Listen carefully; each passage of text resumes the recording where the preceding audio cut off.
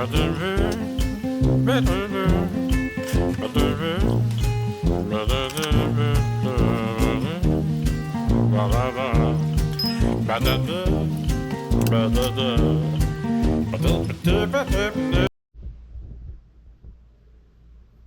know, folks, I was looking at some stuff in my trash. Now, and this is not all of them, but this is a tin can. That's a tin can, part of one. Another one. And another one. Now, I'm going to say, I don't know, I'm going to do some research. I'm going to say about 25 of these tin cans is going to weigh a pound. Now these are metal. Now, is tin cans steel? I think they are. But are these things recyclable?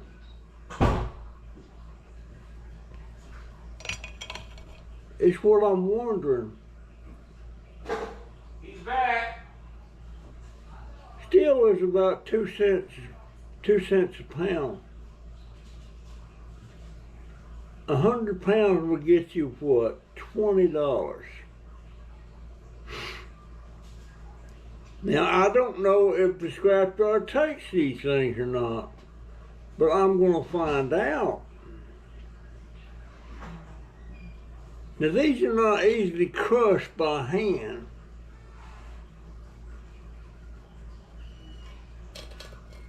If they didn't put all these ribs in here like that, these cans would not be so strong.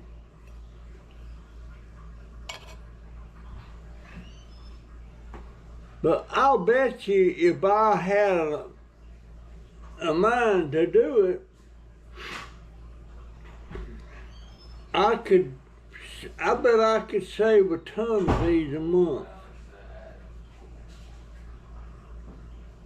A ton, I think a ton would get me $200.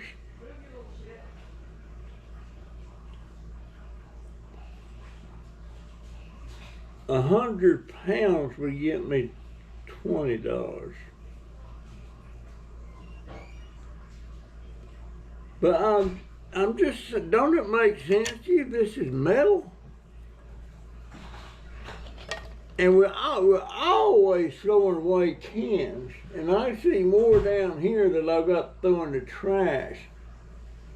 And even cans like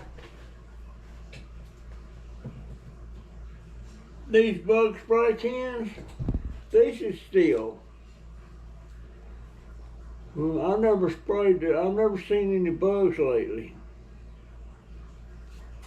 But that's a 20-ounce value size. I don't know what that cost. My daughter bought. I told her somebody had a spare can in here and somebody got it. Hey. And we try to keep one around. There's always bugs around. But there's always metal that is steel. I'm assuming it's steel. They call it a tin can. What's the difference in tin and steel? Which my internet will come back up running. I'm going to research that and find out. I bet you I could save a ton of them a month. I'd almost bet you. Of course, transporting it would be one thing. And squashing it, how would you do that?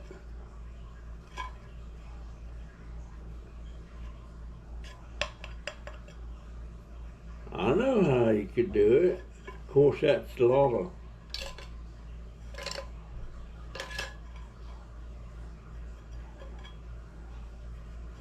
You could cut the bottom off, then it would flatten real easy. I'll look into that. Yep, I've seen somebody cutting bottoms off of cans. But anymore, the cans is not made like they used to be.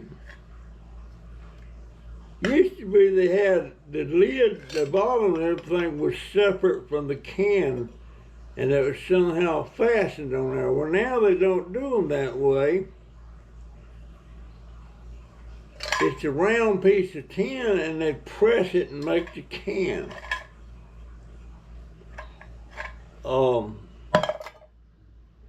And I'm pretty sure most all cans. No, now that would come off. That would come off.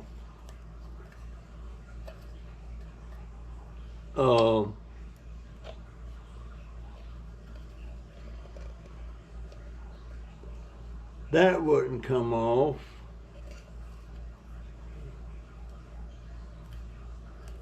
I don't know.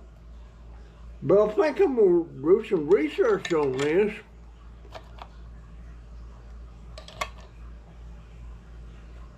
But if I could get a ton a month for $200,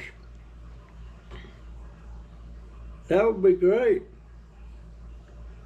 But I'm going to research this.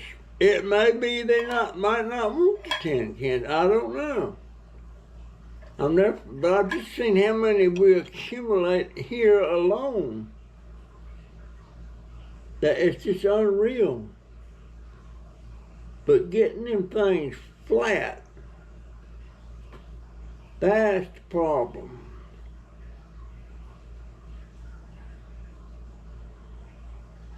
I know one thing, you can lay it on its side on something solid and hit that with a sledgehammer, and that would collapse that bottom. That would collapse that bottom. But yeah, maybe I'll start saving 10. I'll do some research on it, and y'all can do some research too and tell me what you find. I'm not sure. But I'm always looking for ways to where I could earn a little bit more.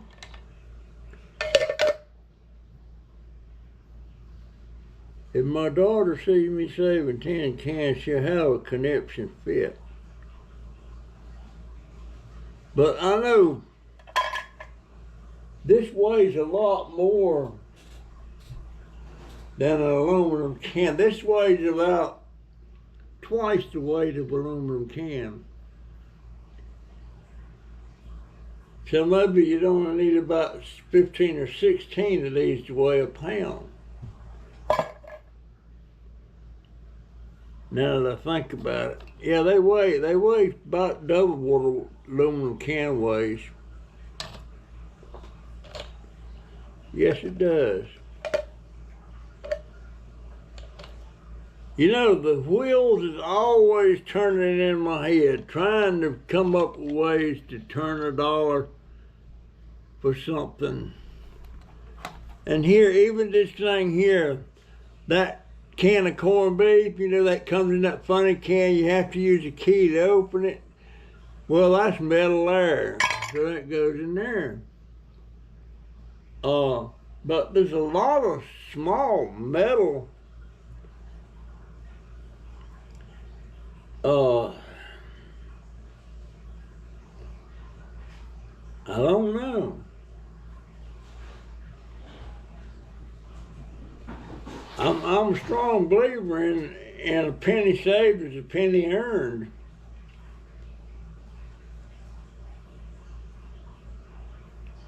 But even though the steel is about 2 cents a pound, it might be more than that now. I don't know. But I'm thinking, I wish my internet come back on so I could do some research. Feels kind of cool in here. But think about, in this country, how many cans does this country go through in a day? And how much steel is that? You know, sooner or later, probably later, the stuff they mine to make this metal, iron ore, I think it is, sooner or later we're going to deplenish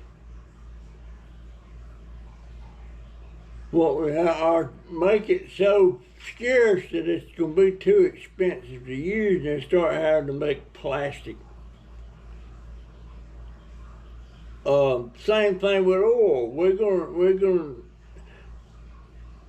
deplete our supply of oil. That day's coming, and so much stuff is made from oil besides gasoline and kerosene and stuff like that. There was a day when they first started drilling for oil and got oil and everything, a byproduct from making oil to run cars and stuff was gasoline. And they were throwing the gasoline away. It was a byproduct. They had no use for it early on. That's been a long time ago. It was a byproduct. There's a lot of stuff now that we use, and I can't, right off the top of my head, I can't name them. But it was byproducts, and we were throwing it away. I think they were burning it, I'm not sure. Just like potato tots, you know, these little round potato cakes about like that big. Before they started making that, when they were running potatoes through the machines and stuff, making French fries and peeling potatoes and stuff like that, there's a lot of little pieces of potatoes was getting thrown away. And then somebody decided, you know, I bet we could make a potato cake out of that stuff. And that's how potato tots got born.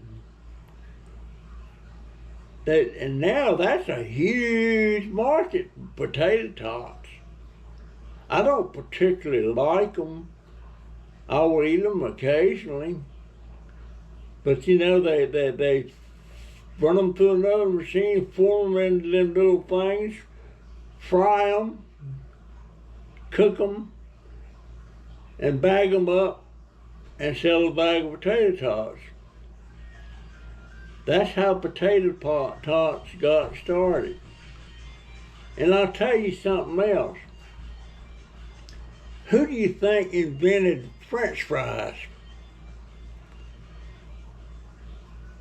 The French says they don't know why we call them French fries. They're not French fries. That's just what we call them. And that come out of the mouth of a French national lady that I was friends with. And she used to laugh about that. And I'd say she'd be having French fries or something. I said, "The French fries?" She said, "They're not French. They're fried potatoes." And French kiss. You know, that's where you do the tongue thing. She said that sure didn't get started in France, and they don't know why they call it French kissing. I don't either. I don't either. But, and like some things like, if you're going to send your child to school early on before he actually starts, you send him to kindergarten. And that's a word we stole from the Germans. Kindergarten is German. If you say kindergarten to a German that doesn't know a word of English, they know what kindergarten is. But we stole that word. A lot of things like that happen. A lot of things. And some words are German. I don't know how they ever learned how to spell those words. Some of them words, they put a whole lot of words together to make one word. I've seen one word one time, it had over 20 letters in it. How did they learn how to say it? How do you even learn how to say it? I don't know. And I often look at some of the like Japanese or Chinese, all them characters. How many characters in the German are in the Japanese alphabet? I'm gonna research that too. How many's in the Chinese alphabet? They look similar, but they're not similar.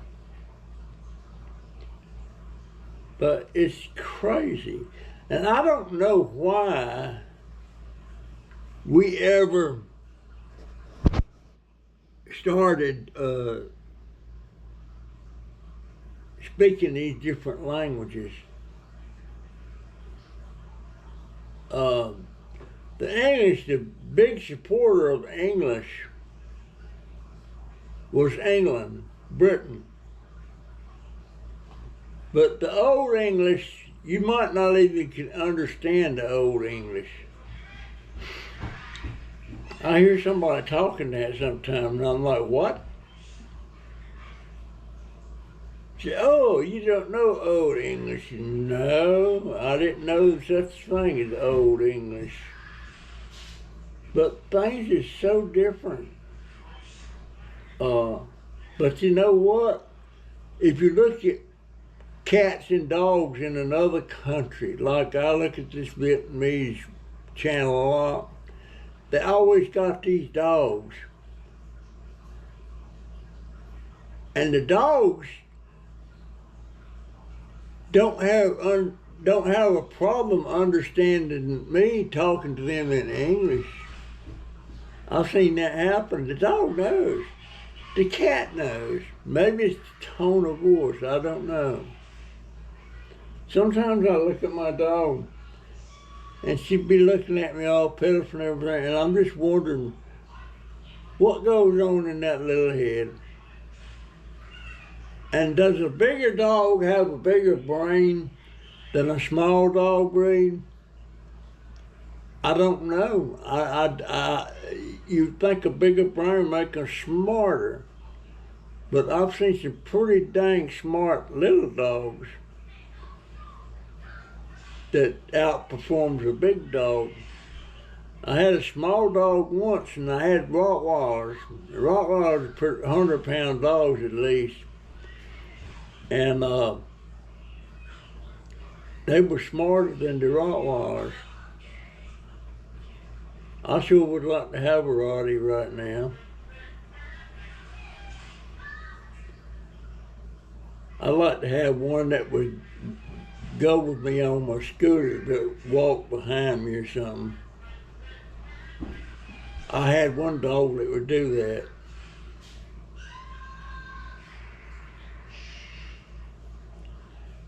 And if you're walking along with a Rottweiler or something like that, ain't no bully of no kind gonna mess with you. Because they don't know what that dog would do. And I had a couple of dogs that was good protection. Good protection. Arco was one of them. Boy, that was a beautiful Roddy. That rascal. I was walking, and I had him on a leash, and I was walking him in the yard one time, and one of our cats was down in the grass. I didn't see the cat, but Arco seen it, and next thing I know, he had grabbed that cat, killed the cat. I was upset. It was my fault. It was my fault. But that's how cats get caught by dogs sometimes. They think if they lay still, the dog won't see them. But if I was a cat, I'd be getting the hell out of Dodge when I see a dog coming up. Because you don't never know what they're going to do. And some dogs just hate cats. And then pit bulls are really, really dangerous like that. That's what killed Diamond. That's what killed Diamond. That's been maybe 6 months ago now, I guess. But anyhow, I'm sitting here looking at something. Let me show you. Let me move these cans. This is a castle in Germany. I can't remember the name.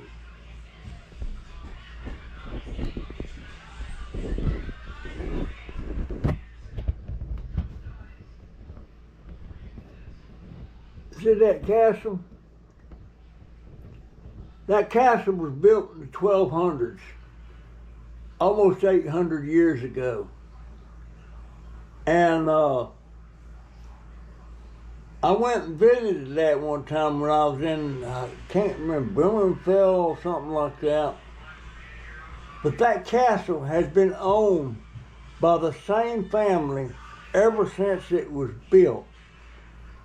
That thing is huge. You didn't get to tour all of it. It'd take you days to tour all of it. But they wouldn't let you because the family actually lives in there that owns that. But you go through there and you wonder, what in the world would people want to do with a home that big? Of course, it wasn't a home. It was a fortress. It was for defense. And of course, nowadays, they could take 4 or 5 105 houses and surround that thing and destroy it. Or one well-placed bomb could destroy it. It would offer no protection from modern day stuff. But back in the 1200s, it was arrows, bow and arrows and crossbows. But yeah, that I remember that. And when that first come up on my screen, as a screensaver, I'm thinking, well, that looks like that castle in Blumenfeld. And then I got clicked up there on the top, and it gives you information about it. And sure enough, it was the same one we went and visited. And it's on a hill. Most castles and stuff was built on a hill, I guess for defense purpose. But it's been owned by the same family ever since 1200 when it was started building that thing. And of course they've added to it over the years. But my gosh, I would like to visit things like that, but I would, no way would I want to own one or build one or live in one like that.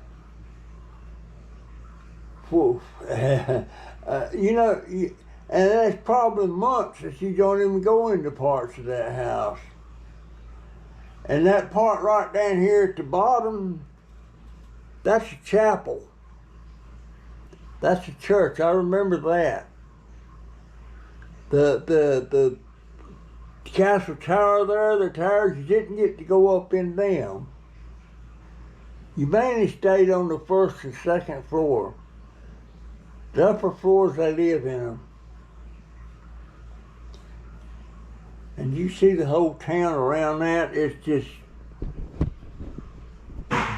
lots of people there. Anyway, folks, that's my story. I'm sticking to it. I'll go ahead and get this one ready to post too when I